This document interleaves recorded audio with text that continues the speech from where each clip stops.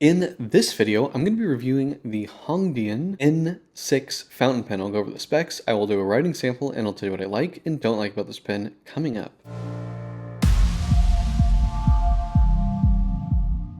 This is the Hongdian N6 Fountain Pen. This is a pen that was recommended to me by a viewer. These go for about $36 on Amazon. Now this is a piston filler pen. It has what's called their long blade nib, which is sort of like a Asian style calligraphy nib, and it has a ebonite feed. So for the price, I was curious about it. Walking through the pen, the cap is made of metal, and it has sort of this Asian calligraphy on it engraved in there. And then we have sort of a more glossy looking metal clip, cap ring, and finial with a little red accent on there.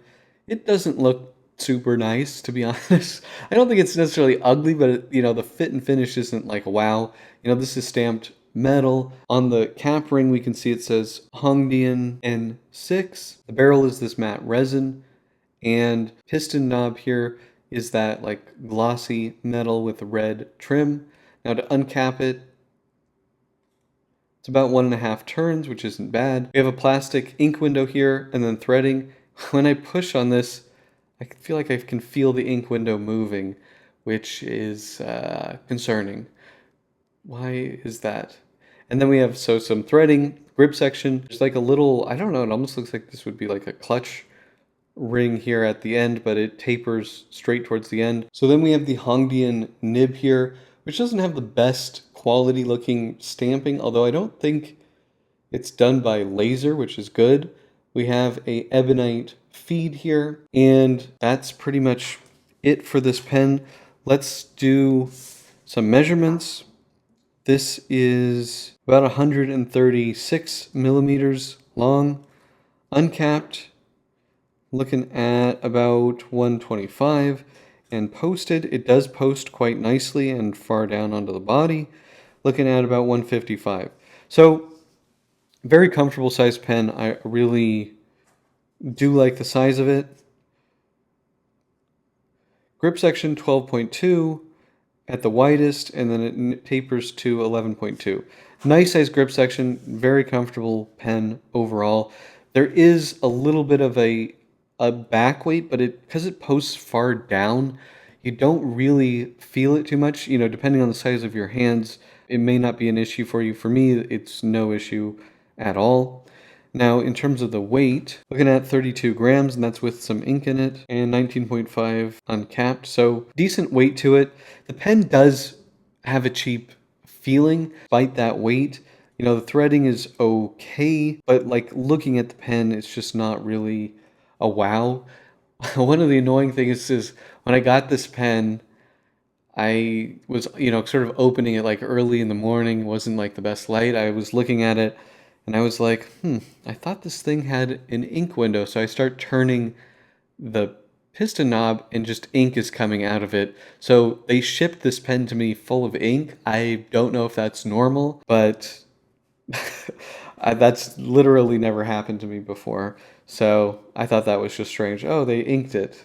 And I didn't see it because it was I had just woken up. Now, in terms of size comparisons, here it is with an Aurora Optima. It's very similar in size to an Aurora Optima, just more pointy. I don't think the shape is necessarily my favorite. I do wish that this was maybe not so pointy here, just to kind of maybe better complement or the more mild pointiness of the cap, but that's a pretty minor gripe. Here it is with a Aurora Ypsilon Deluxe, and here it is with a Lamy Studio. So I would call this a short but full-size pen, similar to the Aurora Optima in size. Okay, let's do the writing sample. For the writing sample, I'm going to be using a Tomoe River hardcover notebook. These notebooks are excellent for fountain pens and for Blake's broadcast. Viewers and subscribers, you can get 10% off with code BB10 at checkout. Hongdian N6 with the long blade nib. And I can't remember what ink this is. I I think this is Edelstein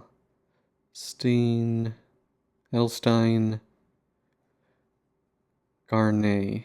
But I might be wrong about that, but I think that is. I filled this a long time ago, and I forget what it is.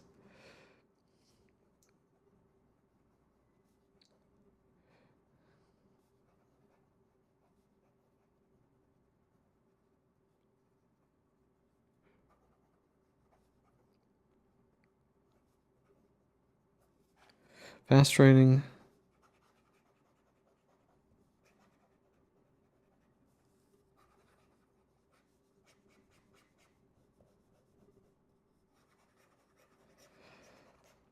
The performance here is pretty good.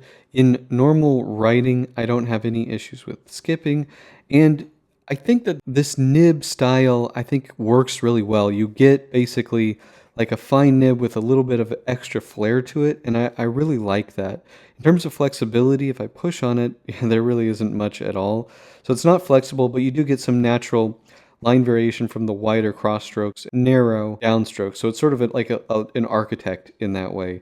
And it's a very nice writing nib. The flow is good. Verse writing, it's looking like no, it can't do that. It is actually relatively smooth though, which is impressive. Really like the way that this pen writes. I wish it was better looking. I wish it felt like it was better made, but the nib is really good. For $35, it might be worth taking the risk on this pen. What are my pros and cons for the Hongdian N6 Fountain Pen?